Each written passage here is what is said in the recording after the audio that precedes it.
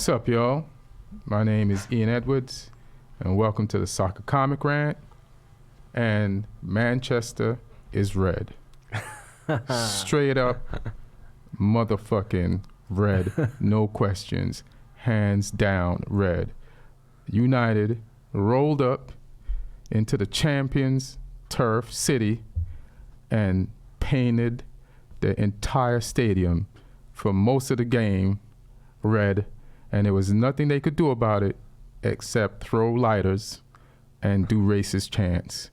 And they still lost. But we'll get to that. But welcome. This podcast can be found at All Things Comedy and on SoundCloud. It's on YouTube. Type in Ian Edwards, Ian Soccer Comic Rant Edwards. Also, you could type that in YouTube. Like and subscribe.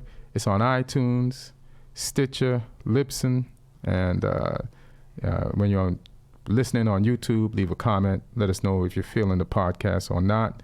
Also, our sponsor is onthevolleyapparel.com. And if you go to onthevolleyapparel.com, as you can see on the lovely screen right behind me, oh shit, they got sales. You know, it's that time of the year. Excuse me, I'm always belching. But it's that time of the year.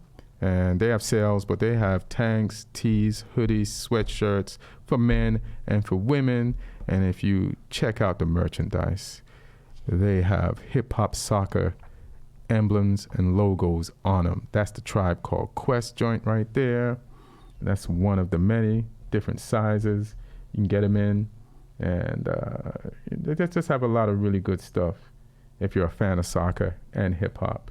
And if you use my promo code Comic Rant, you get 20% off. That's a new one. I didn't even see that one before. So that's nice. That's pretty good. And yeah, slide down. They got hats. They got the Wu-Tang one. That's a soccer field inside of the Wu-Tang symbol. Yeah, you're not going to get that anywhere else, right? So go to onthevolleyapparel.com. Use my promo code. And it's Christmas time. People who are a fan of both or one will love it. Go to my website, ianedwardscomedian.com, and check out my dates. And switched over to my homie, Neil Chakravarty. He's a comic from San Diego.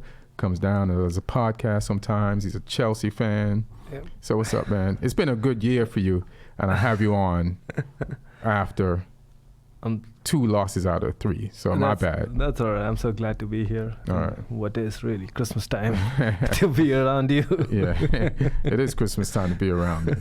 I mean, it's so funny how, like, Martin was on the podcast last week just shitting on Man U and pretending not to be a troll, you know, but he's a friend of mine, but he's definitely a troll. And we took Spurs out, and that was beautiful. You know, Mourinho's return. I think Martin's partly to blame. So he went too hard in. He's our good luck charm. His shit talking is our good luck charm. So I need him to come shit talk Manchester United, talk about you don't see the direction. And I said, all right, do you see it now? You know, like before a fight, and two boxers go at each other in the press conference. They can sometimes you can go a little too hard. Yeah, that's kind of what happened. It's just coming in here with your stories of false doom about Manchester United and not seeing the team's direction. Then sometimes the team has to show it to you. And I wasn't that confident either, so I can't be talking all that shit. Like I thought we'd get a draw against Spurs, and I thought we'd lose to Man City. But, you know, people are looking at our games previous to that, and they're looking at the fact that we didn't win, but we also haven't lost. And I see the draw against Villa and the draw against Sheffield United differently than everybody else. Like, I see it as progress. Right. You know what I mean? And it was progress leading up to these other 2 games.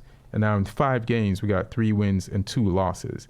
And then, but if you look at who we lost to, and like a lot of people are like, well, you're Man United, you're supposed to beat those teams. Have you seen our team?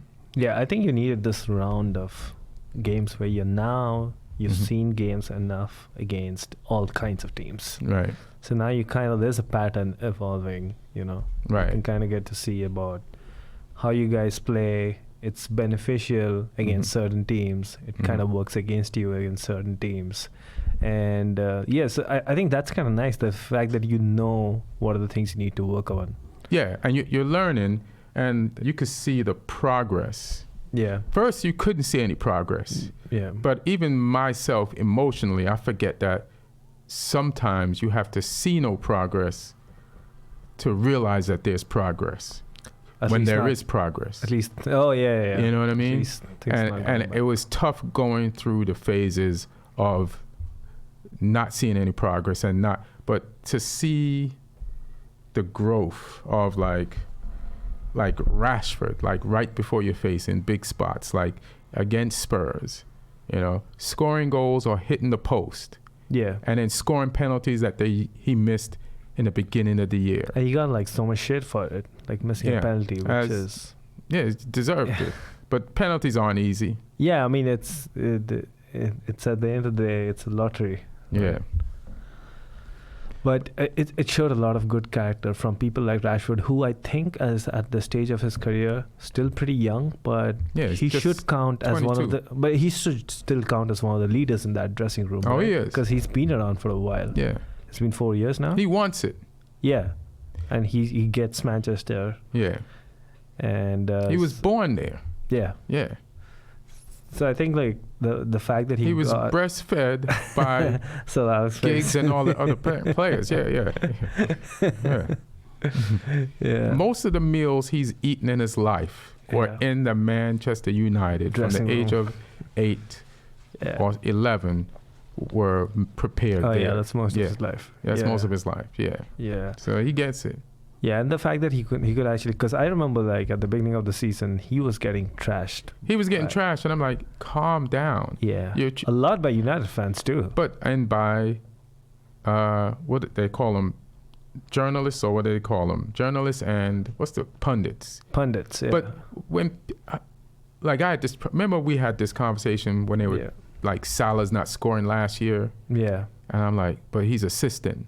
I was like, they like to focus on one thing because they want to have a talking point. So it's never like really honest punditry or journalism. It's just they already come in with what they want to say. Yeah, we want to have a point to talk about and ignore everything else around. Yeah. So the same thing with Rashford is like, so Martial's out, Pogba's out, Rashford ain't scoring, and you're like, how is he going to be the next great Manchester United scorer when he's not scoring? Well, every great Manchester United scorer had supply. Yeah. You know what I mean? Had supply. Now, he starts scoring as soon as Martial is back. That's not like, you know, and Pogba's still not there. And he starts scoring as soon as we kind of straighten out our midfield a little bit. He's found his space on the wing.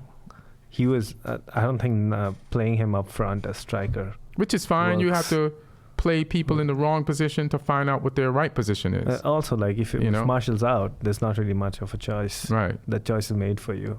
Yeah, exactly. Yeah. So, and I mean, the decisions that United took in the transfer market kind of made it in a way that if one of these two guys go, then the other has to play.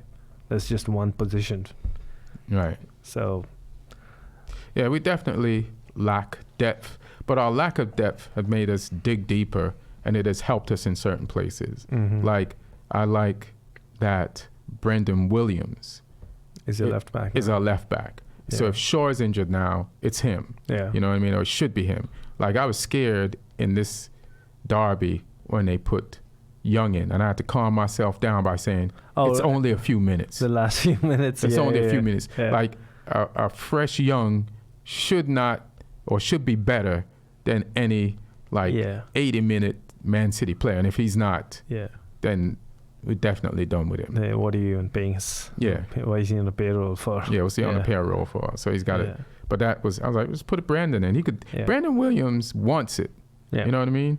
Like, I have a great history of like looking at players. Oh, that motherfucker wants it, and that's what you want on your team. What do you think? Where do you think you guys got the game? Because nobody's expecting you guys to. What do I think that what? Where do you guys think that you? Let's go for the Spurs game first.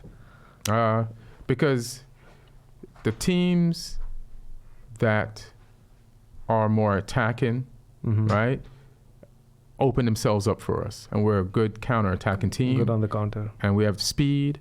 And I think also we're getting better in the middle. So Fred and McTominay got better as a partnership, and Fred just got better as a player. He played himself, because of injuries and lack of depth, he's played himself into a Premiership player. Now I can see it. Now I want to see when he plays himself to the next level, where he's a player like every week he's got to do that. Every week he's doing it. But not only that, where other teams are like, man, we wish we had a Fred. For a minute there, I was like, damn, how did we buy the worst Brazilian in the history of Brazilian players? You know what I mean? Yeah. This guy doesn't even look Brazilian. You know, that you have to tell me his name is Fred. Brazilian. It's non-Brazilian. No frills, but I gotta give him his props, man. He stepped up. Yeah. And one of the simple things that he's doing is just playing. He's controlling the ball. He's not slipping. Yeah. He's played himself up to speed of the Premiership, and he's passing the ball forward. Simple. He doesn't have to split defenses, but just get the ball forward immediately. And that's what I kind of felt like watching him play, that he knows what his limitations are. So he's not going for those Hollywood champagne passes. Right. Where he's making sure that every time there's a move going forward, the forward line are in the position where they can do something. Yeah, let them do it. Get the ball to them. Yeah, the numbers work in it. Sometimes football can become a numbers game. Right. And you just need certain players in those positions to help your team, push your team towards that. Yeah, and just do simple things. It's better. So I think he's stepping up. He was all over the place in the Spurs game. He wanted it. He was everywhere. Yeah, I was like, how many Freds do we have? Yeah. It looked like we got we got 3 Freds. And I was like, that's good to see. Yeah. Because I've seen him mess up and then shrink in games. And you want the player to make it look like there's more than one of him. Yeah. And that's to me, when I was playing soccer, the least I could do was to get me confidence in a game, I would make tackles. Yeah. So I know I've done some good stuff in the game. Put your leg in.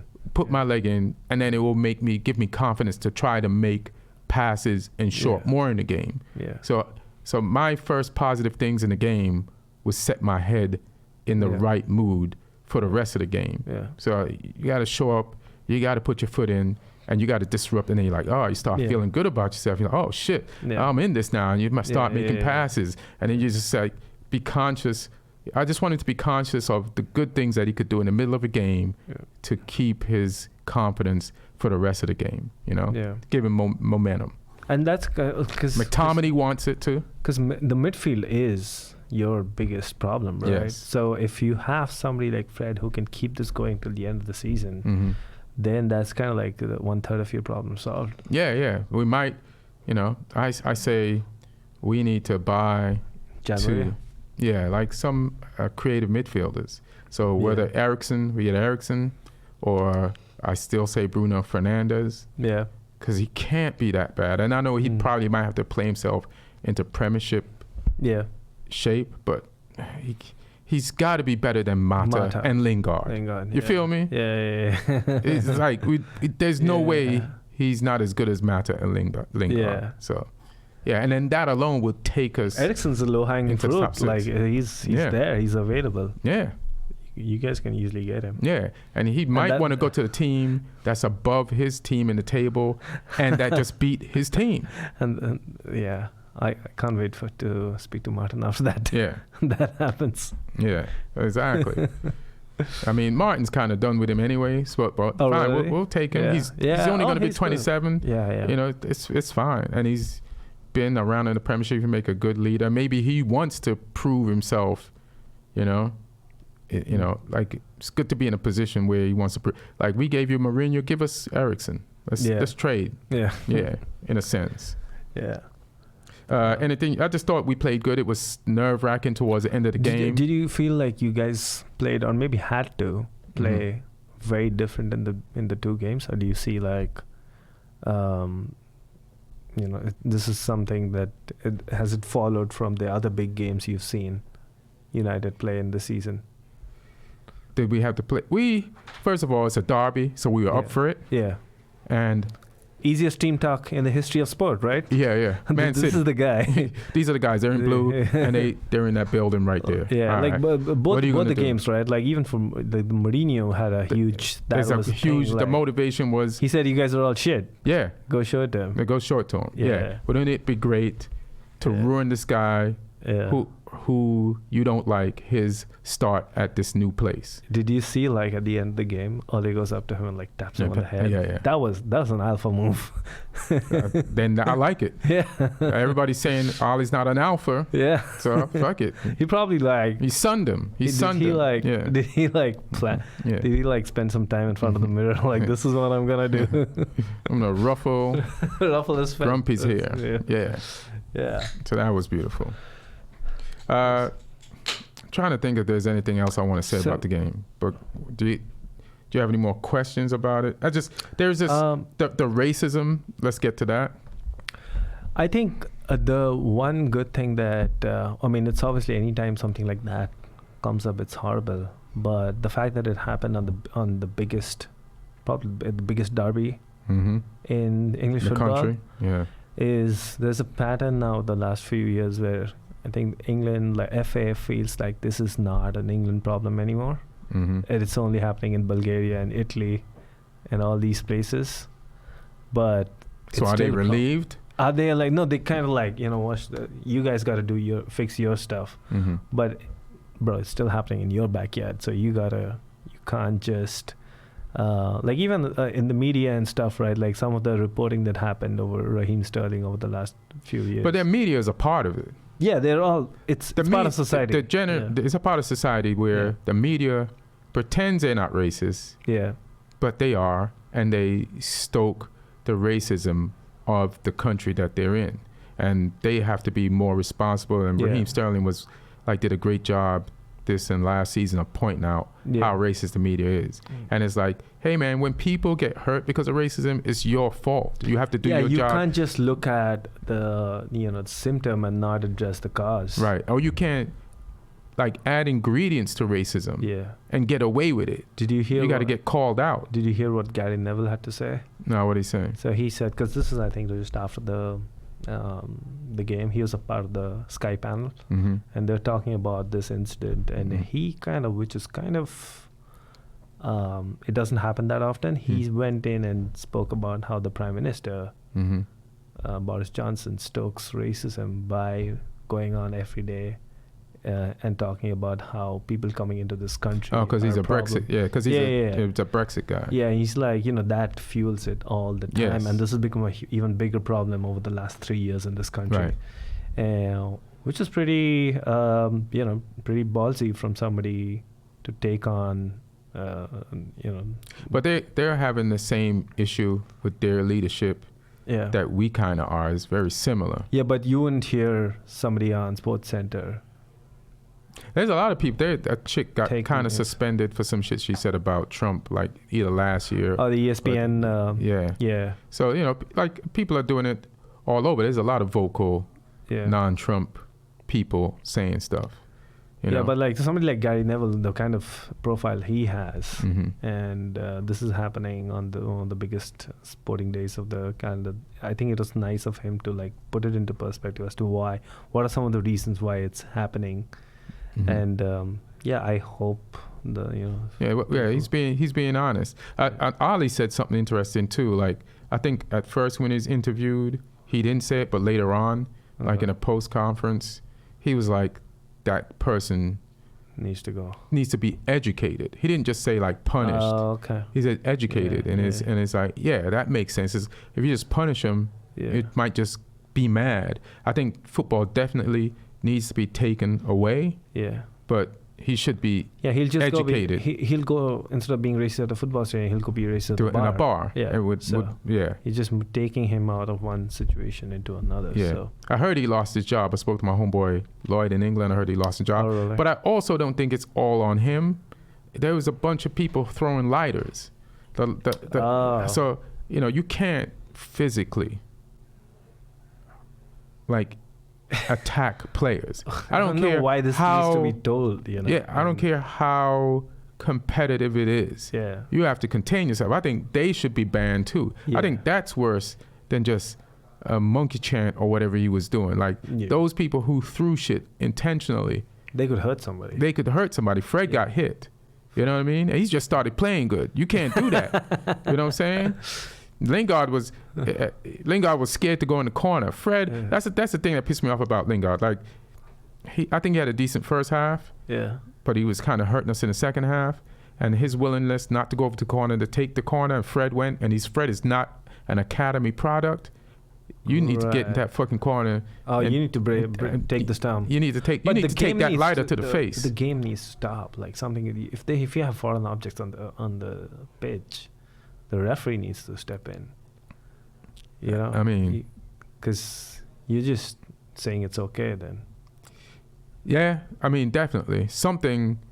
They have to come up with something, but you're not supposed to be pelting people with shit. There should be like some points taken off your total later.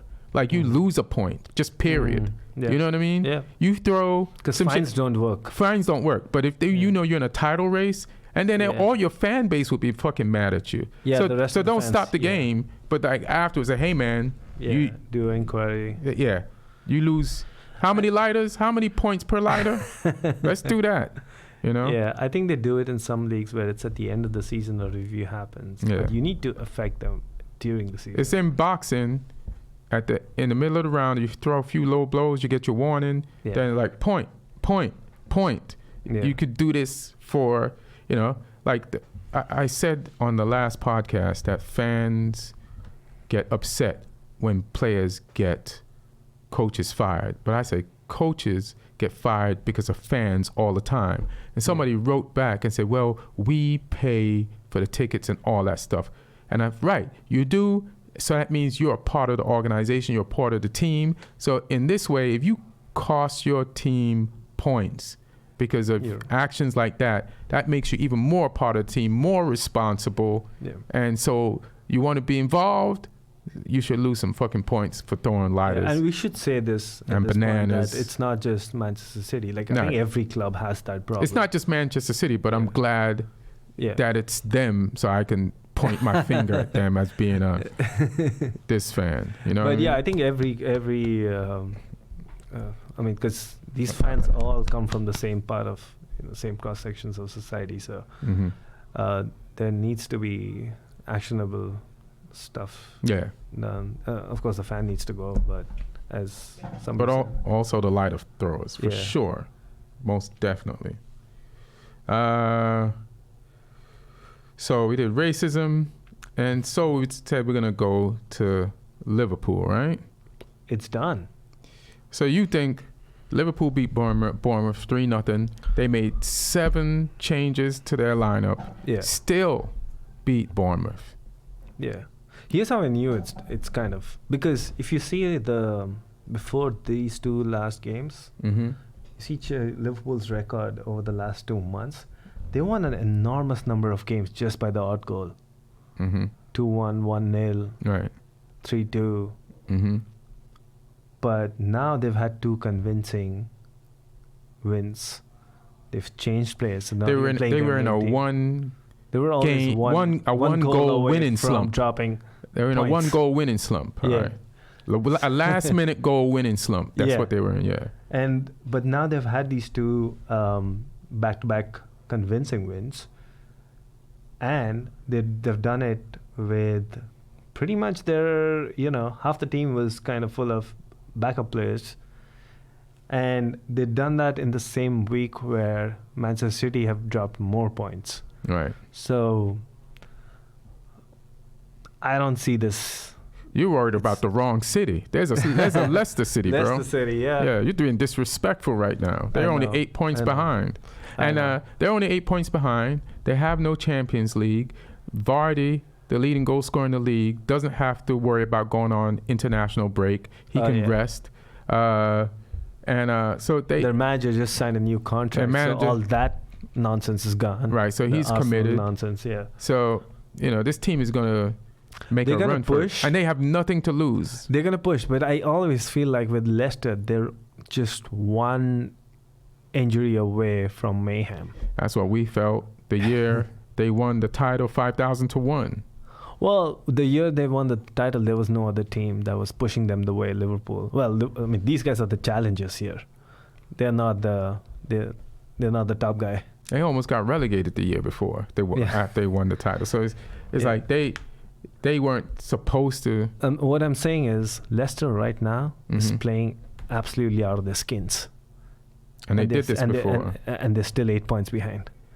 So they need to find a level way beyond what we even thought was, physically possible. Right. So, and Liverpool has that advantage on them. I agree with you. I'm just playing devil's advocate because Leicester doesn't have the depth, but they also don't have the amount of games to play. So they don't probably need that depth. That's what he's saying. Yeah. So they don't even need the depth. Like Liverpool, I won't be convinced that Liverpool has completely pulled this off until after the World Club competition and a little bit more of Champions League has gone on. No, group stages tomorrow. It's done. Once the group stages is done, you have like a 2-month break for Champions League. Mm-hmm. But then March they have to be, It's kind of. I don't even think because I think we're gonna know. So there's Champions League games tomorrow And day after. And day after. But I think Boxing Day, Leicester play Liverpool. And I think that's going to be the game that we will know for sure. Yeah. So if it's still an 8-point gap by then, not for sure, but for more, it's just so.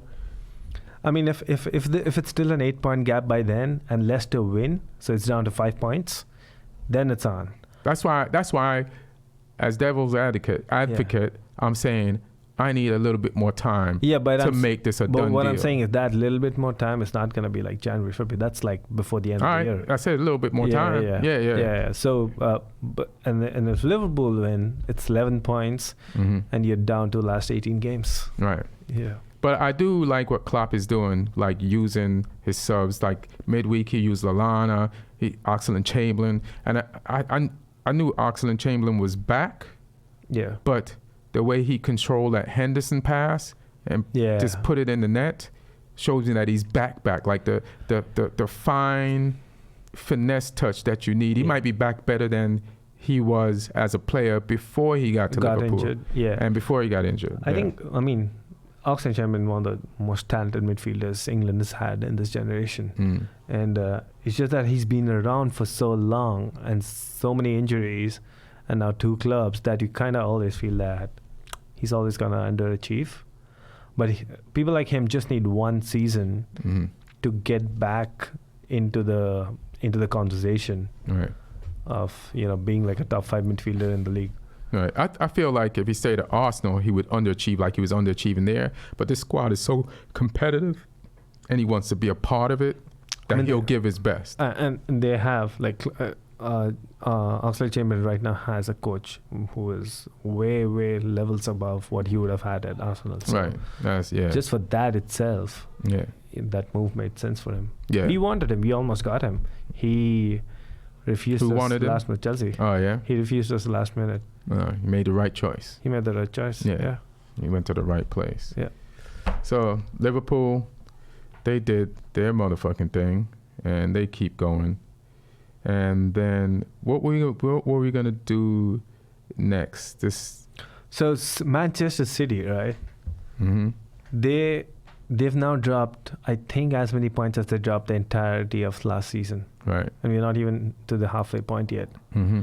So they have defensive problems. And they have defensive problems that aren't going away. Right. So it's not like transfer windows coming, but we don't know if they get somebody, if that person's going to acclimate. But the transfer window's coming. Say January 1st, right? Mm-hmm. And then somebody comes in the first week.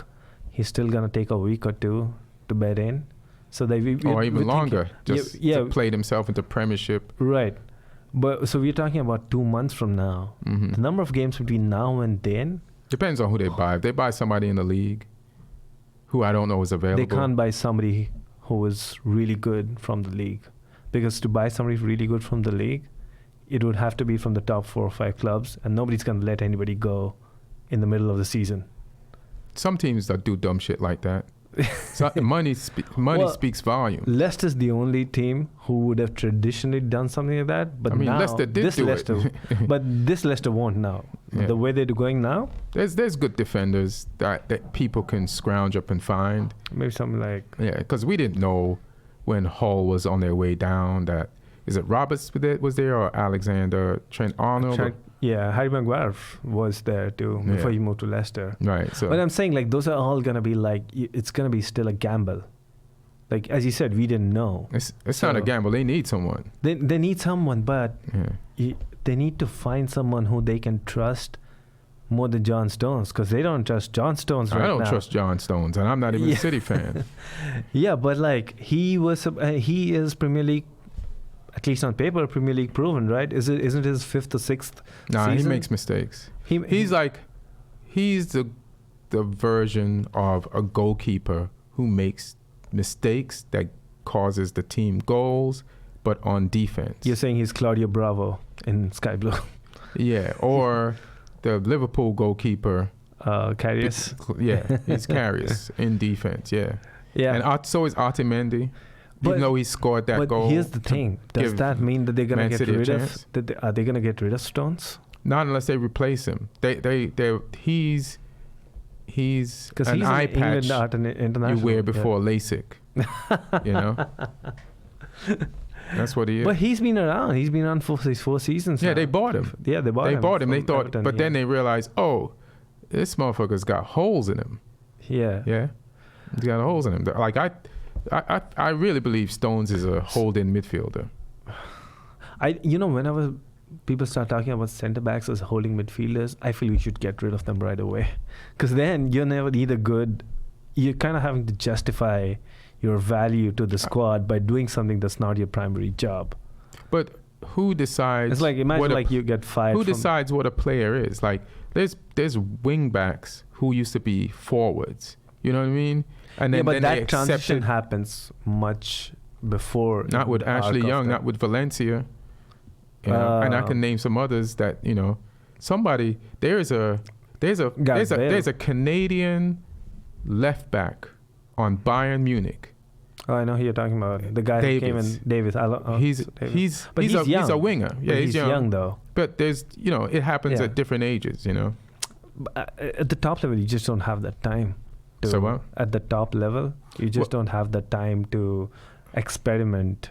The problem with City is they just need defenders, so they can't even do what I'm suggesting right now. Yeah, they just need defenders. So Stones has to. So my point is, like, if they buy something, throw a whole bunch of money, get like whoever, it's still gonna take 2 months for that new guy to start impacting City's performances on the field. But it's better to do it than not to do it. But everything could be gone by then. Like, it's gone. The season's gone. But it might be gone already. You have to. It's better to do something than not do something. What if they can get Koulibaly or somebody? I'm just saying it's not gonna affect the title race.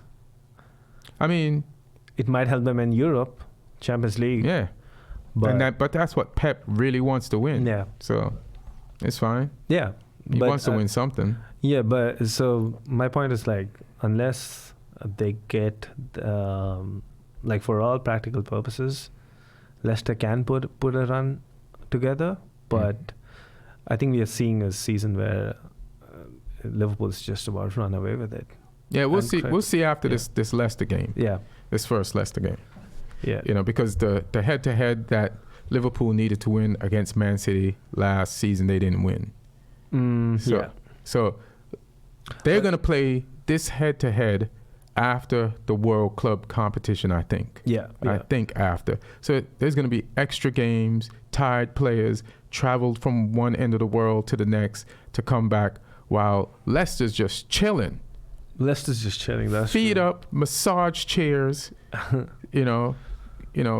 people feeding them grapes. They just waiting. I think the only thing that, because even Leicester's way outperforming whatever they were expecting of the season. If something could derail it, as I said, like if there's an injury or something. But keep wishing an injury. but no. Liverpool can get an injury. But they already got a few injuries. Yeah, but not key ones. Not the Salah, the Mane. Yeah, that's true. And True. And Firmino. That's true. But the thing with Leicester is you always get a feeling every time any transfer window opens anywhere, that there are going to be calls being made to Leicester. They're not going to sell, but they might buy in the transfer window, and they got money. Yeah, they might buy. Yeah, because Brendan Rodgers just signed a new contract, and I'm pretty sure when you sign a new contract, you're asking for more money to spend. If I was a manager, I'd ask for an outrageous amount of money, and they're like, we can't pay that much. He said, no, I'm going to buy players with it. I know that's not legal, but yeah. So Liverpool, and let's stay on that side of town for Duncan Hug a Ball Boy Ferguson. Is that where we're going to go next? Yeah, I mean, just the luck to come up against Mr. Everton. I know. I was like, can you not just fire him Everton, a week later? In Everton, just fire Marco Silva a week later. Nah, bro, this week. It's got to be this week. Yeah, if Marco Silva had won that midweek game, you guys would have won this weekend game. Yeah, but he didn't. The team looked poor. They were like not doing anything under him, and fucking they put in Monster Energy coach and Red Bull Ferguson, and they got the biggest thing that happened for them is they got a goal right away. So they're like riding a wave of this new manager who's a club legend even before the kickoff. Right. And then immediately you get a goal, so it went right through the roof. Energy at Goodison. But it started right through the roof. And it stayed up. It went up. Yeah. And it blew the roof off and then kept on going. Yeah. So those are the kind of games which this is a team that Chelsea forget the youngsters. This is the Chelsea team is a team that's not used to that kind of relentless pressure from not just 11 players on the pitch, but like the entire stadium. Right. So I knew that if we started poor, it's gonna hurt real bad. How did you feel watching it when you heard 4:30 a.m. that atmosphere? 4:30 a.m. It's a funny story. I was like, it was like on a Richter scale level of an atmosphere. This weekend, I was dog sitting a friend of mine, a pet of a friend of mine, and so I'm not used to, having a pet in the house. And this guy comes up, because I'm waking up way before he wakes up. Right. And this guy gets into bed and he's like, okay, let's do this. And I'm like, I'm sorry, buddy. Because he can feel my energy throughout the 90 minutes. So he's an Everton fan. That dog is now an Everton fan. Yeah, he's probably a Duncan Ferguson fan. I want an owner like that. Fuck this Chelsea shit. So so it was... But, you kind of have to, because what happens is when something like this 3-1 you lose, there's a total meltdown among the fan base. Chelsea fan base? Yeah. Because it comes on the back of like 1 win in 4 games. Right. But you got to expect games like this. Yeah, when you have a young squad. And this is definitely a learning experience young, for I keep them. saying it's new. Like, it's not just that a lot of these players are young, but they've also not played with each other a lot. Right. The back line, the chemistry is not fully developed, and that's not even your real back line. Yeah, there are a couple. Yeah, because when Rudiger comes back, are you guys really going to start Zuma? Zuma fucked up probably on all 3 goals, 2 at most. I think he fucked up on the first goal, the second and third. Here's the thing that he had a bad header that came back to haunt him. Then he got the ball, and then he didn't clear it, and one guy. Christensen didn't clear his header. Zuma, the second goal. The third. I'm talking about the third one now. The third goal, Kepa passes it pretty much straight to an Everton guy. Well, Zuma's header went to a Everton player who put it back in, and then Zuma had that ball between him and Christian that it might have went to Christian. No, I But- think you're talking about the second goal where he didn't. It was not a header though. He did it was from his foot, but it went like instead of a clearance going out, yeah. it went straight up. Yeah, that's what I'm talking about. It's like Yeah. Zuma had a bad game, but it's he's one had of, a few. But He had bad games at the beginning of the season. Then it got a little bit better. But then the last few games, he's made mistakes like that. I think, but You overall, can't be if you clearing see the ball like yeah, a high school league. yeah. pros. No, but I think like if you see like among the defenders we've had, Mhm. Zuma has been our best defender this season. He's had the United game at the beginning of the season was a horror show for him. Oh yeah, But since then, American Horror Story. But since then, he's In kind of England. been that stabilizing force in the Chelsea defense. So I think he's going to get a longer rope is what This I is mean. weird, man. No, Because you Yeah. criticize Willian for Yeah. less. No, because here's the thing. I criticized Willian after seeing him underperform for 6 seasons. No, it's I was not on he's Willian's won- back in the... He's won titles. You're defending Zuma, who's won nothing for you guys. Well, technically Zuma was part of that squad too, which won the title. Technically, but Yeah. not really. Well, Willian kind of can seem to be that technically guy too. I was like, did Because he's Zuma not a starter. Zuma accidentally kick that ball up in the air? He said, hey man, this No, he is made for a- Everton. No, he made a mistake, of course, and it was a bad game for Zuma. What I'm saying is Mhm. that if you see the performances of all the Chelsea defenders, Mhm. we had a really bad defensive record at the beginning of the season. 9 goals in the first 4 games. Right. Since then, till before the Everton game, it was 12 goals in 11 games. Mm-hmm. The constant throughout that period has been Zuma leveling up every game. And he had a bad game, and I think part of that also, Lampard's got to kind of take the blame for this, Mm-hmm. because the Zuma-Tomori partnership was working great. And he switched Tomori out. Why He is switched- Tomori on the bench? Tomori made a few mistakes. And Not had a Zuma few- like mistakes. Well, here's the thing. Tomori was playing on his stronger foot. Mm-hmm. Zuma was playing on his stronger side. So it was working great. Mm-hmm. Lampard, for whatever reason, tried, because we were also playing midweek, Right. he tried to switch it up. Right. So he got Christensen in. And to fit Christensen in, he had to move Zuma out of his favorite side. Mm-hmm. So Zuma, the horror show he had against Everton, Right. he's not playing in his natural... And thus that clearance. Yeah, like he's having to always like switch his body, Right. and so he's losing the fraction of a second. Yeah, you so can't instead of making a ask comfortable clearance, you have You to make can't a last ditch. ask an ice block to Yeah, switch yeah. feet. Yeah. So I mean, I would just go back to what was working. Mm-hmm. Aspilicueta, keep him for the big games when you know you're hunkering down. Where's Emerson? Emerson, he's Is he injured? not injured. Why? He was injured, but he's coming back from an injury, so he's being his game time He's is not being game managed. fit. He's game fit, but he's not game fit to play 2 games a week. Did he? So- When did he last play? He played like He didn't play midweek. He played against City, and I don't know if he played against West Ham. I'll have to check that out. But my point is, like, you keep Aspilicueta for the teams against which you know you're gonna be hunkering down. Because when Aspi tries to do going back and forth, Mm-hmm. he gets beaten for pace, Right. and you need Emerson for that. Where was he? Yeah, I mean that's what I'm saying. Lampard's made a few mistakes. Right. All right. In selection, in his substitutions. Yeah, he's still learning. He's still experimenting, and you He's have still to take getting chances. used to. But the to win word this is thing. that he is not happy with what he has at left back. So that left back is our number 1 target. So here's, but Emerson would be the left back, and I thought Emerson was good. well, it's Emerson, right? I think with his, for whatever reason, if you ask me, Mm-hmm. I would say stick with Emerson till the end of the season. How old is Emerson? He is about 26, 27. Right. He's not old.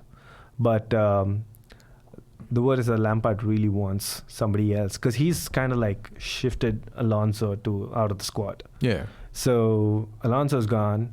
Mm-hmm. So you need either a starting left back or you need somebody to compete and push Emerson, because Emerson's been injured a lot. Right. In the 3 years that he's been at Chelsea, he's probably been injured half the time. Right. It's pretty similar to Luke Shaw. Mm-hmm. So, and every time somebody gets injured, you don't come back the way you were before injury. So they need a left back, and I think we're going to spend some money on that with the transfer ban now being off. Yeah. So that's another question I was going to ask. Now that the transfer ban, how do you feel now that the transfer ban is gone? I don't think it really affects anything. Didn't because affect you when it was on, so yeah, it definitely won't affect you that it's on. But do you want them to buy, or do you still want them to do this? No, there are thing? Definitely players we need to buy. I just don't think anybody of quality is going to be available in January. What do you need to buy? What position? We need a left back. We need a right winger, and we need another striker. So you want Mount? Out or no. Hudson Odoi? Hudson Odoi Pulisic play on the left. Williams been playing on the right. Right. And is it Mount in front of him? Mount is playing the number 10 position in the center. I see Mount go wide a lot. He was going wide at the beginning of the season when Pulisic was dropped for a couple of games. Right. But that was kind of makeshift. That's not Mount's natural position. That's not where he's going to be playing for the majority of the season. Right. So right wing is definitely a position. We need a winger. Yeah, you always scheming on William to be out of the squad. It's reality. You'll see it happen. You're anti-William. You'll see it happen. Right. He's anyways at the end of his contract, so I don't have to bother about him. Man. He's having a good season. Yeah. He's having a good season. And even when he's having a good season, like your team was not stabilized until he came in. That's true. Yeah. Then you guys started winning. And you still are like William out. Well, I mean, the fundamentals don't change, right?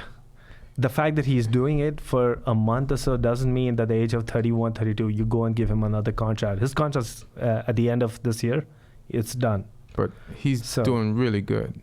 But we still need somebody else. Right. Because I don't think you can trust him to last an entire season. So sometimes when somebody's doing well, you need to step back and look at it from the point of view of what's going to work 6 months down the line. I get that. So that makes sense to me. Another striker to kind of like complement Tammy, or maybe like you got Giroud. No, he's Giroud's going to. You got Mr. Supercuts. No, he's off. He's definitely off. Yeah. And I don't know if Michy is the guy who can. Batshuayi. Michy Batshuayi. He has an incredible minutes to goal ratio. So because he comes in as a super sub. That's why. And does play him. But every time he gets a start, he is horrible. But he needs a few games to feel comfortable, just like Tammy did. You know what I mean? Well, here's the thing. Tammy got 2 goals in his second start. Yeah, against 2 championships teams. But it doesn't matter.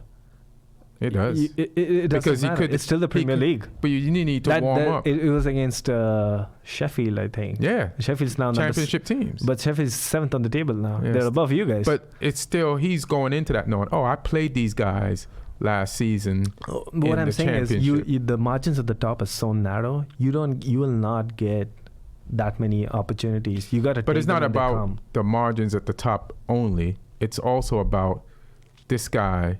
If I give him time, could be a big part of our future, and he'll help us in the future. We've kind of tried that with Michy across various managers. Honestly?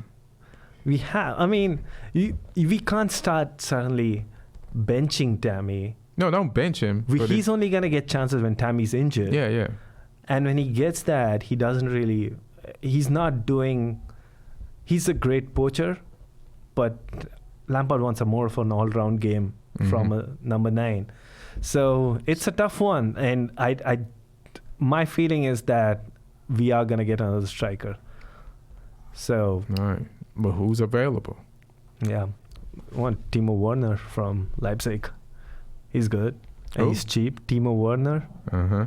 He's not that costly. I just got to know he has some sort of a 30 million release clause, which is insane. I would have thought he would cost like 60, 70 in the open market, but if he has a release clause, get him. What was Batshuayi's record in the Bundesliga? Wasn't it good? No, he came from the French league. No, but he went to the Bundesliga. Oh, Dortmund? Yeah. It was good. Yeah. Yeah, right. So you're going to get a guy from the same league to replace a guy who did good in that league.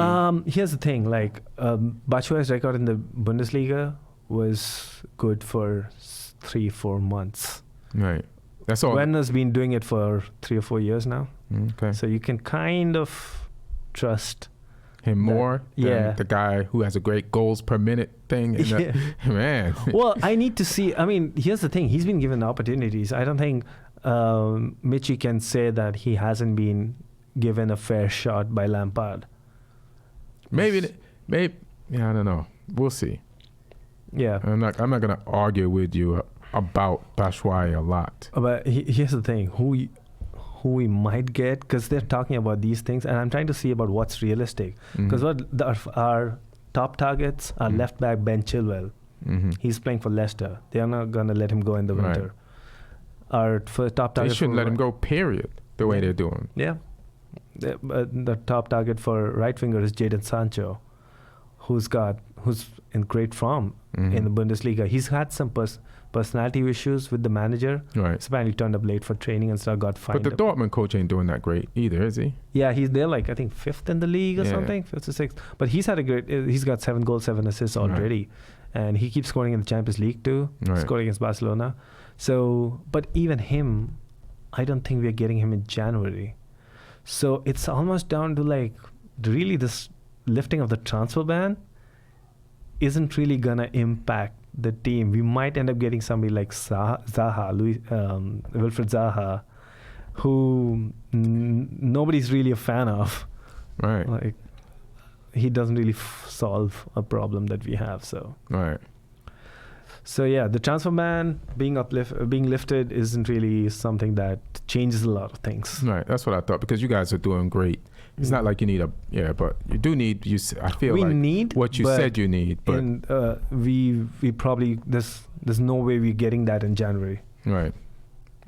Yeah. Just a little bit more on Duncan Ferguson and Everton, and then them putting the heat on y'all and blowing the roof off and then shooting fireworks through it at you guys' expense. Just the energy of Everton was unbelievable, and that's what they wouldn't do under Ferguson. Under Marco Silva, they kind of did it at the Man City game last year, late in the season, and then they kind of were playing like that. And it's like, this is what this team can do if they played classic Everton, like a whole lot of like playing really direct and not really worrying about losing balls in midfield, but like just. But it still wasn't like choppy and ugly as back in Duncan Ferguson days. There was still more to it. Oh yeah, it was a combo. Yeah. But like it's kind of the games that you kind of expect at Goodison Park. It's still one of the great stadiums in England, and people like Dominic Calvert-Lewin, horrible striker, but he played like prime Rooney. He played like Duncan Ferguson. yeah. He's a class striker for Everton. You know what I mean? But I mean, the energy was crazy. Just to see Duncan Ferguson and he's in shape for a guy that played like late, was it 80s? Yeah, I think into the 90s. Yeah, I think so. Like he kind of reminds me of Brendan Rodgers. Yeah, like the he's in Brendan Rodgers like the average looking guy who acts like he's in handsome shape type of guy. They played really well, and they had a game plan that capitalized on our mistakes. As I said, the defense being shaky.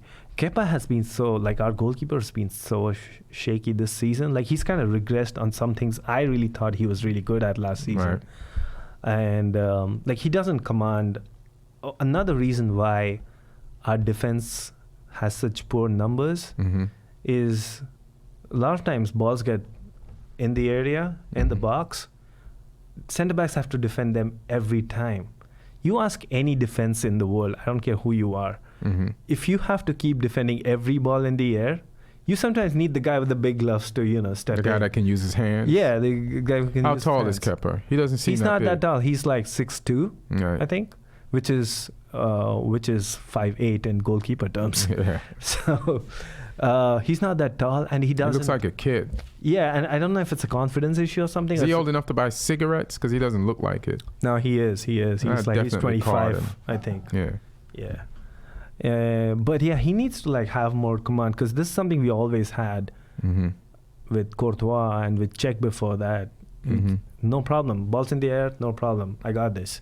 So, I mean, that's been another issue, and now we're kind of in this situation where we spent 72 million for a goalkeeper. Mm-hmm. He's not going away. He signed a 7-year contract, but he needs to improve. He needs to step up improve his game. right away. All right. So, We'll see. yeah. We'll see. But I feel like Duncan Ferguson's, he threw away so many ball boys. I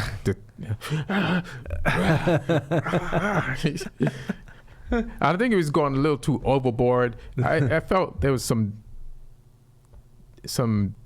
him being a little disingenuous because Mourinho endeared himself with the ball boy from a few games. Is that the flavor of the season now? So now it's like everybody's gonna be cuddling up to ball. Everybody's like cuddling ball. Like they already love you, bro. You don't have to all of a sudden be pro ball boy. Yeah. You know, it's like run across the field when you score 11 minutes into a game to hug the ball boy over there.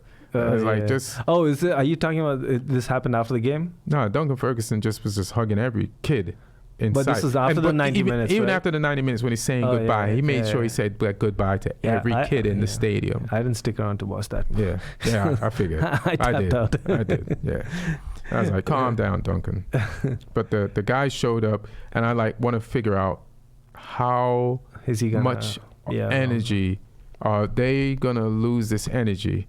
Was this for one game? But are they 2 gonna games? stick to him? Yeah, let me finish. How are the Everton players? Are they gonna keep on giving him this energy till the end of the season, or is this for one game, 2 games, on and off, like a light switch? Yeah. You know, only time will tell if if he's gonna. If the players, they really seem like they were into him, and that means they were really over Marco Silva.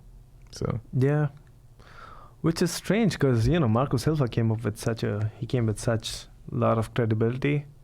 I don't know where he got this credibility from. Watford. Shouldn't have, because they showed his records with all 3 teams. Yeah. Losing records. Yeah.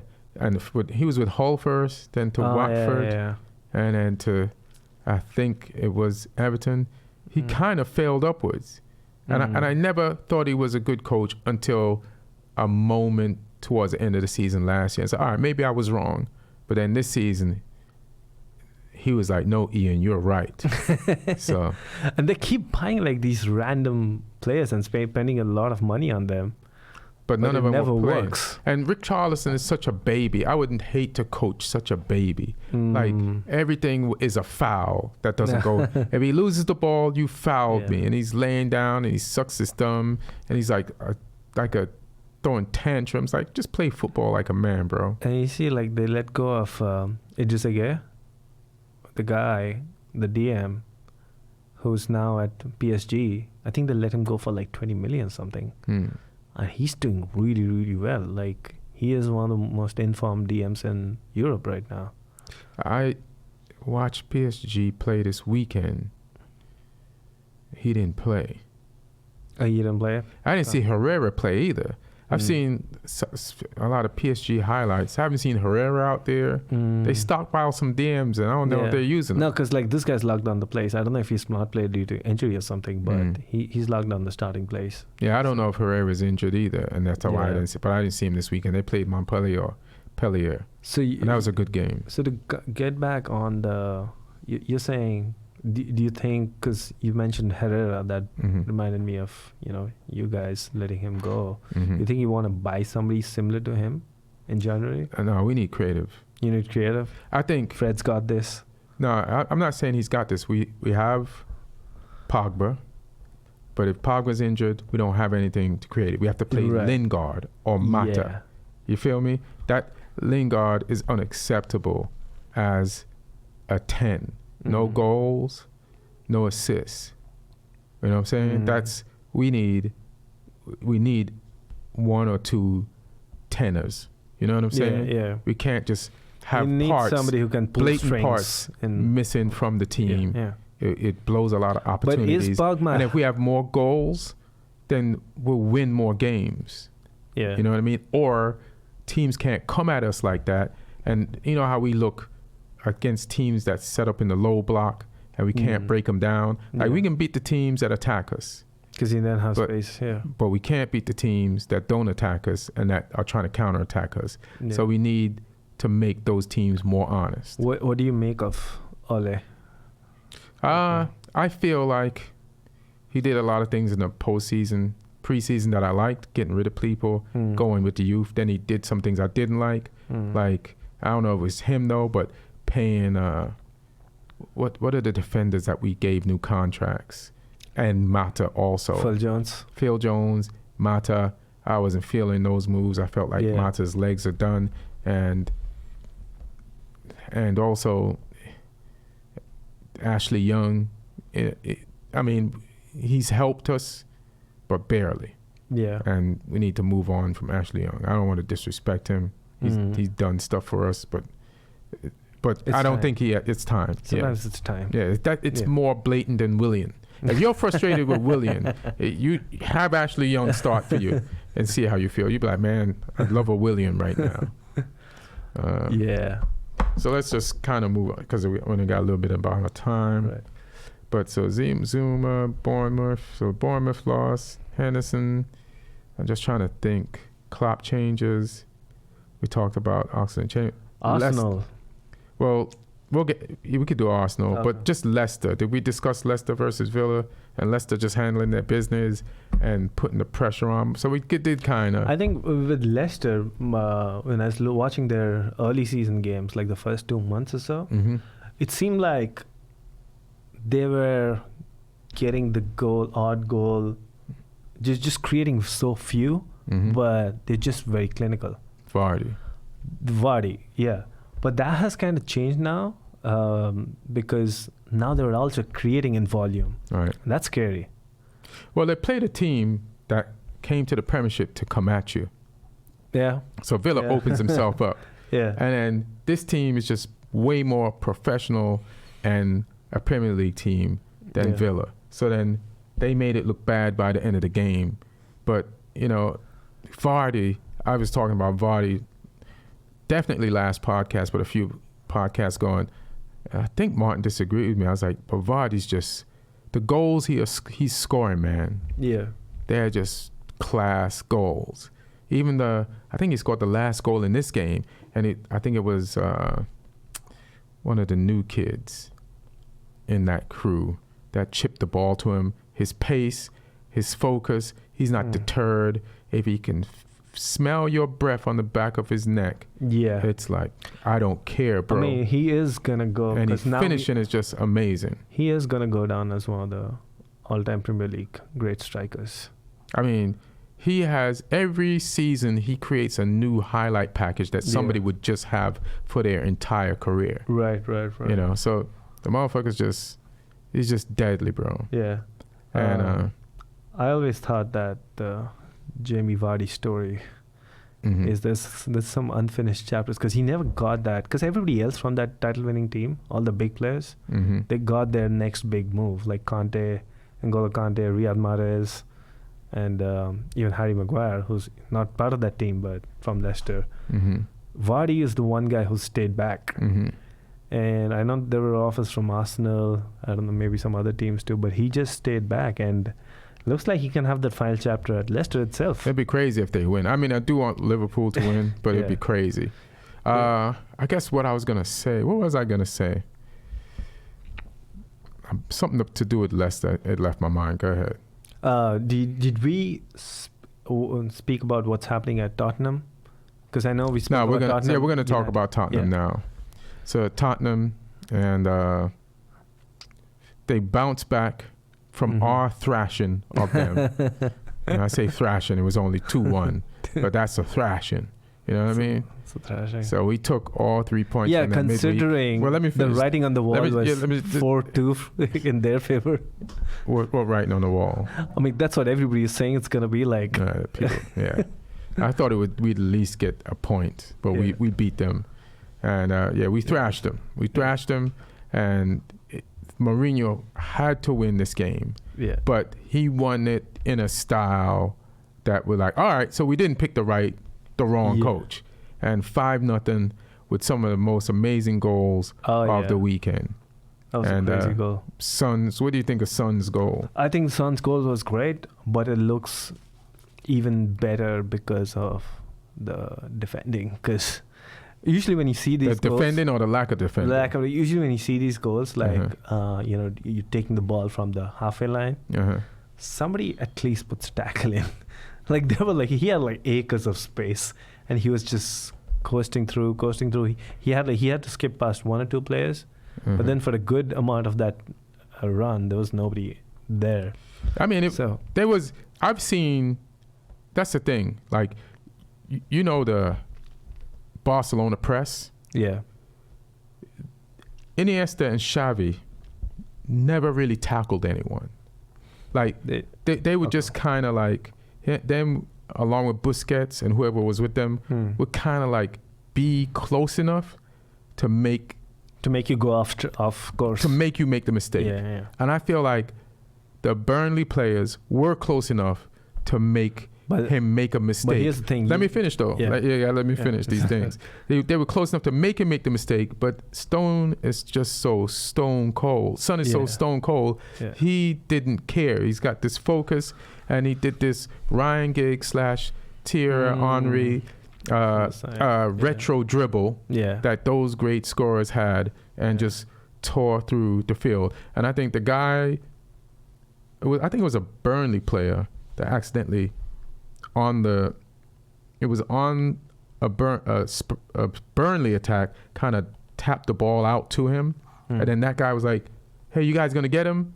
And it was that split second. He realized they weren't. So then he and the other guy had to run from the back, and then two players, and then one player from that way. Yeah. And he just burned through him, and then had the cold-bloodedness to beat the goalkeeper. Finish. Yeah.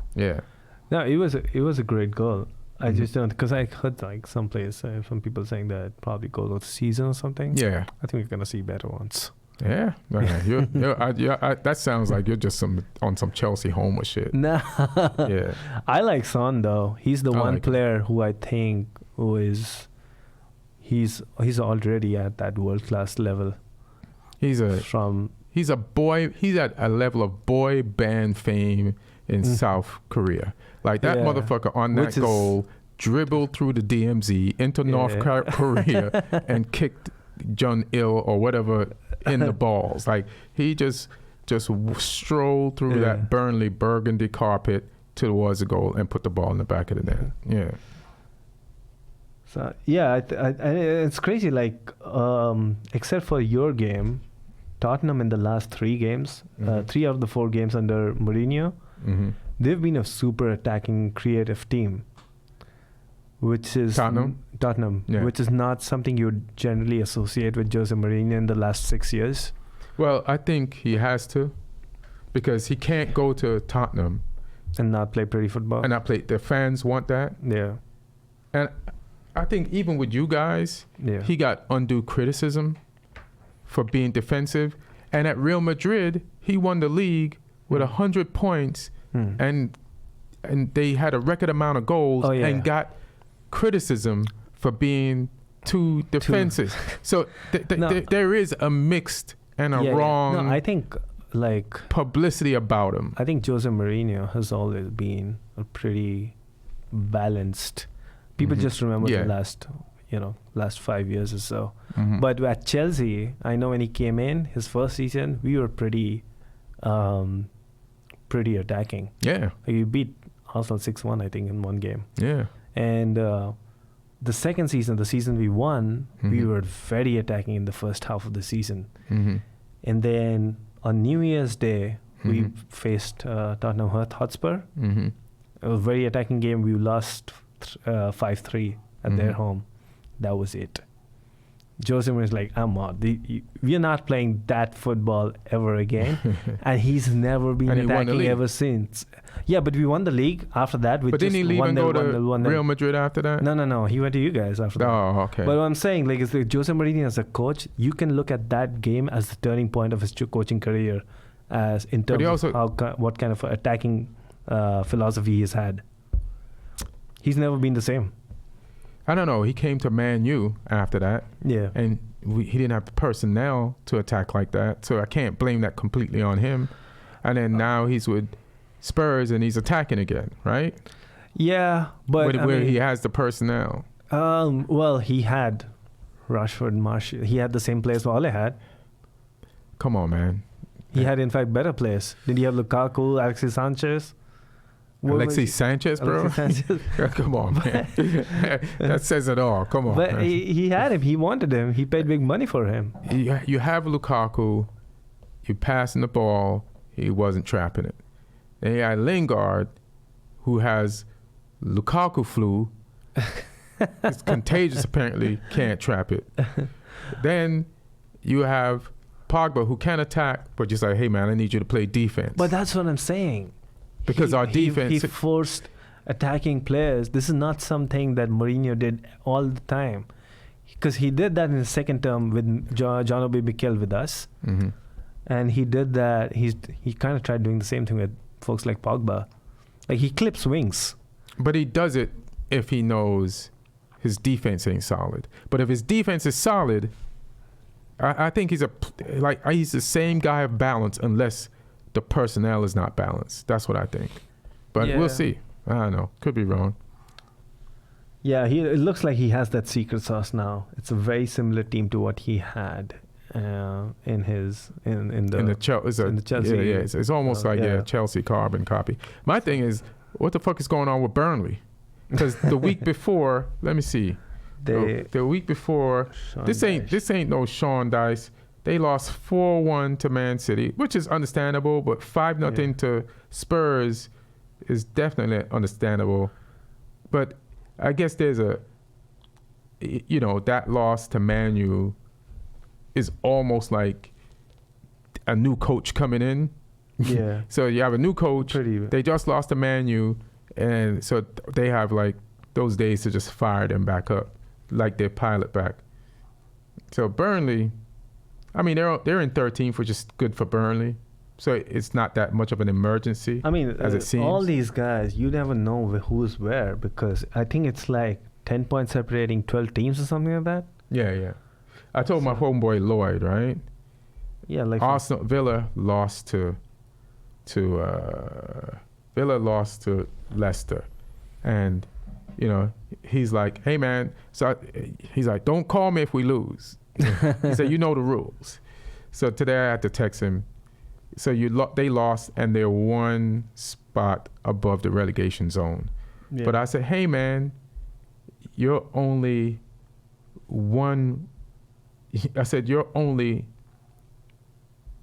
4 points from being 12th. Yeah. So you're one place above the relegation zone, but you're 4 points from being 12. Well, look at that. Like 23 is you guys. 24. So you go from 24 down to. You go all the way down to 15. That's 9 points separating 14 teams. Yeah, that's a big, There's a lot of teams with like. It's a traffic jam. Yeah, it's a traffic jam for sure. It's the 405. Yeah, anybody can win. Like everybody's going to work at the same time. Pretty much, because that's more than half the league. That's 14 teams. But it's still early. Like this after Christmas is going to sort some shit out, and there's going to be a new bunch in that area, and then there's going to be a bunch that can catch that bunch, and then there's the relegation zone bunch. No, what I mean is this entire thing has been happening for 3 or 4 weeks now. They just keep moving up and down. Because we go down from you guys were like 10th, and now you're 5th. Yeah, and then we've gone to 12th and 13th. We've been all over. Yeah. So I just feel like all these games right now, there's so much at stake. Like everything here is a 6-pointer now. Always. Yeah, so which is why you barely see any clean sheets these days. Well, there's a lot of good teams. Yeah. There's teams with capabilities in the league. People who could, I was looking at, if you look at Villa, right? Yeah. And you look. They have Jack Grealish, who is amazing. He's an amazing player. Yeah. So Villa is a team that could potentially go down. But a team that could potentially go down back in the day didn't look this good. Yeah. You know what I mean? Yeah. And that's so you have teams like that. Like, Yeah, Villas look really good in a lot of games. yeah, they look really good in a lot of games. Even Southampton, who's starting to look good, they can attack you. I think they beat us too. So it's like, yeah, man, you got teams that normally, based on their position in the table, it's just would be an ugly game. But no, they can fucking attack you and look good and play good football and beat you. I was thinking like this is gonna be a season where Brighton goes away. But they're 12th, bro. Like yeah, they're holding out. Look at Newcastle, and they've opened up a gap too from 12th. It's a 3-point gap. Yeah. Everybody expected they will go since Rafa Benitez left, but Steve Bruce. So I became a fan of Rafa Benitez, who I disliked. I became a fan of his when he got to Newcastle because everybody was saying he saved that team. He did. He got them up first. He got them. He joined late. Then they went down. Then he got them back up, and then he did a season with them. Yeah, he was in the championship with them for a year. Yeah. But I thought he was not the guy who took them down though. Yeah, he was. He joined late in the season, and then they went down. He stayed with them. They went back up, and then they're calling him the savior. And I was like, you know what? Maybe he is a good coach because he's a good coach. But is he a good coach? Because if Steve Bruce is looking better than him, and nobody thinks Steve Bruce is a good coach, is Rafa Benitez the person I always thought he was? And did I get caught up in some shit? No, I think Benitez, for the resources he had. Look at the resources, the lack of resources that Steve Bruce has. No, but like Steve Bruce is also building on using some of the same players that Benitez built on. Yeah. Going further. Yeah. And they sold Ayoze Perez, who was a leading scorer, and these guys. But Benitez kind of had to start at, ground zero. So he got them to like the 11th floor. I don't know if he got them anywhere. I say this is what happened.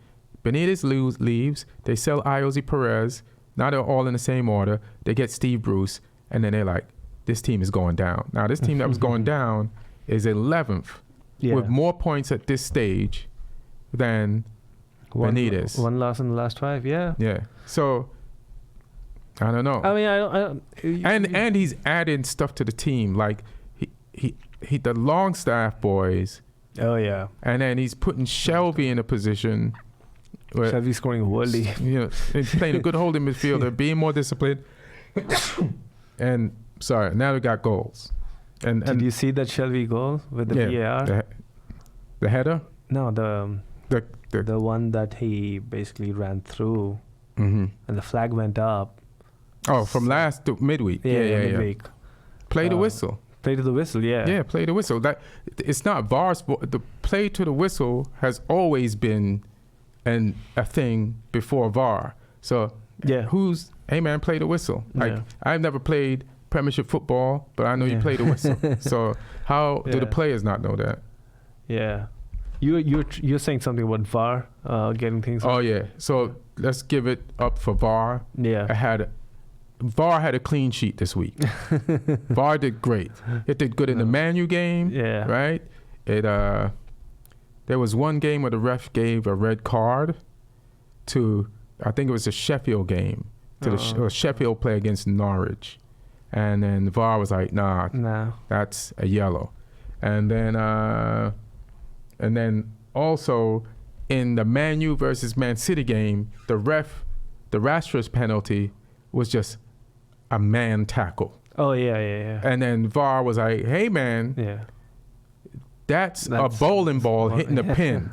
And Rashford's a pin, and that's a bowling ball going through to get a strike. Yeah. There's nowhere near the soccer ball. But it was given on the pitch too, right? Nope. No? Nope, was not given on the pitch. That thing because everybody went up. Yeah. That thing was continued, then they showed it back.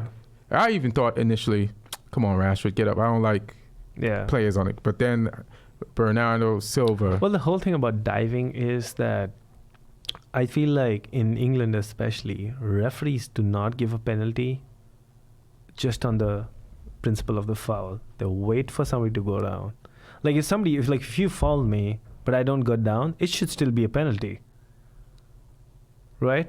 Like if you foul me, I trip, but I don't actually, but I still like, stay my both feet on the ground. Right. You don't wait for, the fact that you're waiting for people to fall down is what's encouraging diving. Because now people know that you can like get away with it. But people are not being fouled and pretending they're being fouled and diving. No, but so then the attitude carries over, right? If What do you you want mean? to, if you want to eradicate diving, Right. you should give calls Yeah. on the basis of the contact made by the opponent, not on the basis of the impact it had on the other player. Nah, I don't agree. I believe some people, if it's a man's game, right? Yeah. So somebody tackles you and you don't go down and you ride it out, that's football. So you shouldn't get But you see penalty like, for that. But then when you see that, Mhm. like then, if it's like a normal contact within the laws of the game, Right, that's yeah. fine. right. But if it is a contact that otherwise would have been a foul, except for the fact that that guy didn't go down. But I then don't see you that should- happening that much. I see a lot of people more just going down. No, if you get close I to see them. that happening. Like a lot where? of times, like people take swipes at legs, and it touches the other leg, so the player just goes on. I'm like, dude, that's a foul. You shouldn't be trying to take. But that's a somebody part else's- of football. Yeah, but some of those things are mistimed tackles, and if the person is No, but a playing mistimed tackle. his own advantage. No, but the same mistimed tackle, if that guy went down, would have Mhm. been given as a foul. So what you're saying is that you're reacting to the person going down, and that just incentivizes people going this is down. too technical. I don't know. I don't know what you're No, I'm talking just about. saying, I'm trying to go back to like why diving is such a big thing. Like, Because people can't are get- trying to get a competitive advantage and they're cheating. And I think we should use VAR, like Rick Carlson. He's down every minute. And there's other players that's just down. I was watching the fucking PSG game and Neymar's like down it. That man, give these motherfuckers some cards, no, man. they do use VAR. They- Hudson-Odoi got a penalty, Mhm. and then it went to VAR. But I'm saying it It- shouldn't be just for penalties. For plays in the middle of the field where Okay. people are diving, stopping the game, making people kick. I didn't pay money or not pay money to watch American the football. game stopped, the ball kicked out. You have people coming off the sidelines to assist you when there's nothing fucking wrong with you. You know what I mean? Yeah. And you're like, Neymar's holding his face.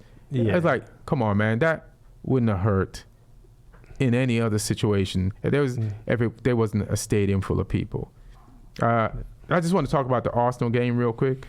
I didn't see the game. I watched it. So today. it's Arsenal versus West Ham. This is basically a competition between two sets of joggers. I was gonna say two West Hams.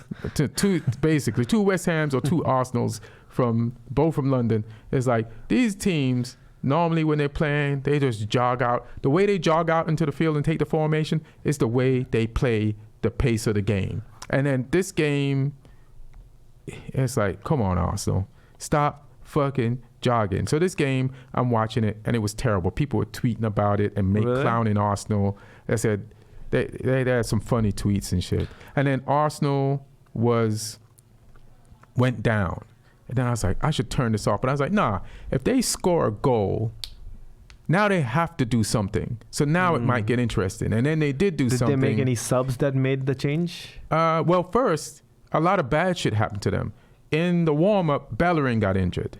Oh. And then they played this guy named Tierney who's been Yeah. injured a lot. Kenny Tierney. And then Kevin in the Tierney. game, I think his arm or shoulder, which was already injured, got hyperextended Oh damn. on a play. So he's out. So then he had to leave. And then I think it was a Gardner from West Ham scored. So then they went down 1-0. Oh. So then they had to, So they Martinez, they had to come Martinelli. back. So I think when I didn't see the game, but Mhm. I saw when the lineups came out. Mhm. I thought this is for what Arsenal has, this is one of the best lineups they've put together. Oh, yeah, on the why? Premier League, because they finally are Martinelli. playing Pepe in his natural position at the starting Pepe. Mm-hmm. They're playing Aubameyang, Up and they're front. playing another natural winger in Martinelli. Mm-hmm. They're not trying to, because they're trying to like, and they're playing Ozil behind. It's funny. All of their front players scored. Yeah, Yeah. and that's what I'm saying. Their strength is their attack, and they kind of sometimes dilute it by doing these really funky things of not playing some of these players. Their strength is their attack, but the rest of the team, their attack is 3.5 players. So like 4 if you Yeah. count. But their weakness is 1, 2, 3, 4, 5, 6, 7 players. But if you look at this team, the top 4 yeah, makes sense.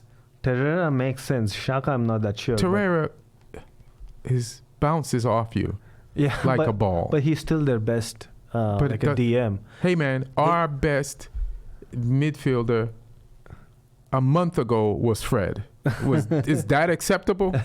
No, I'm saying like for what Or they have. I'm saying for what they have, because what Emery good. was doing was playing Torreira further up. And I'm like, what are you doing? Like he's not a number 10, but he was kind of playing Torreira further up. Because he's trying to get some defense out of it. He's trying to make him box to box. But that's not like you're not trying to plug your hole. You're actually diluting your strength, and that's the end What result strength? is- Back there? No. There's no strength back there. No, but they're diluting their attacking strength. You are an attacking team. Embrace it and use the weapons you have at your disposal. I think he was playing going Ozil forward. at first, but then they were leaking goals. They had some issues. So then they were like, he benched Ozil and tried to be Guendouzi. But you don't bench Torreira or Ozil and Xhaka. play Terrera there. Listen, I saw Find Ozil some play other today. guy. He missed a header, which was Yeah. a sitter. Yeah. And then he kind of like, there were moments when Ozil needs to step up. Oh, now his I know game. why they won. Why? Look at the back line. They got rid of David Luiz. Yeah, that too. They did not start him. This was like the last game I saw their game against. What was that team? Who did they draw Who do you against? think is better, David Luiz or Papa Thopoulos? So Polossos. I mean, I have a bias because I've seen a lot more of David Luiz. But There's a reason why you've seen a lot less of Papa Lopez. This motherfucker's not great. yeah, he's probably not good. But like, I don't know. They need somebody who can at least. You don't make. Luis right now, like the last game I saw, I'm trying to. Who did they play? The one they drew 2-2. But Luis is like and Luis scored a goal and was disallowed due to offside. But he stopped even pretending, because when he was at Chelsea, Norwich. Norwich, yeah. When he was at Chelsea, he would do this thing where he would be out of position on a goal, but he would at least be like close enough where he can pretend that he was trying to get into position. Mm-hmm. I don't even see that happening nowadays. Like he's way off position. Ozil does that a lot too. Ozil does that a lot too. And apparently the way they've been defending, a lot of them been doing it. And I shouldn't even use the way they've been defending. Yeah. Take the word defend out of that sentence. Lennon's been getting them out of jail almost every game. I think he could be better. You wouldn't be happy with him if he was your goalkeeper. At first, I thought he was going to be the next great Arsenal goalkeeper, but I have my doubts now. Let's just cover some good Champions League games right quick. And then Inter versus Barca, that should be good. I think that's critical for Inter because they need to win to go through. All right. Barca can afford to not win. All right. Or even not. I think Barca's already through. Oh, okay. And Dortmund have the other game. So it's between Dortmund and Inter. Well, they play Slavia Prague. So they're expected to win. But I don't know. I don't know what the situation is. Like if Inter definitely needs to win or they're okay with a draw. What about Liverpool Red Bull? Liverpool should win. But if they draw, even if they draw, it's fine. But if they lose, they're kind of out. Oh, shit. And unless they lose by 5-4 or something. Right. So it sounds like they have to win. And Bayern, Tottenham. Bayern, Tottenham. I think they're both through, aren't they? I think Tottenham might have a little problem. but I'm not sure. I'd have to check. Let me see. Yeah. Let me see if I can go back to that. Let me go back to Champions League. I'm right there. Let me see. Champions League. Just Champions League. So, standings. So,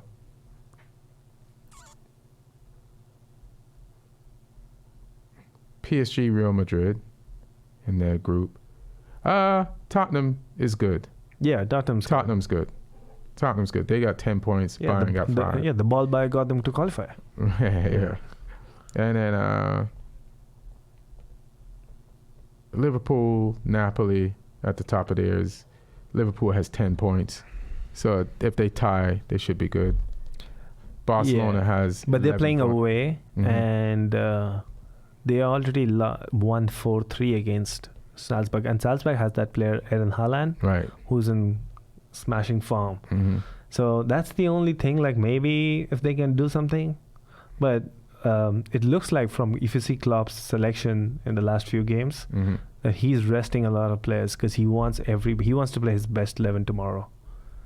So Tomorrow? yeah, because he's taking it very seriously. Yeah, he should. So there shouldn't really be any slip-ups there. Liverpool should be fine. All right.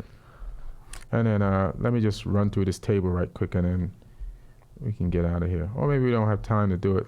Who's the marquee game this weekend?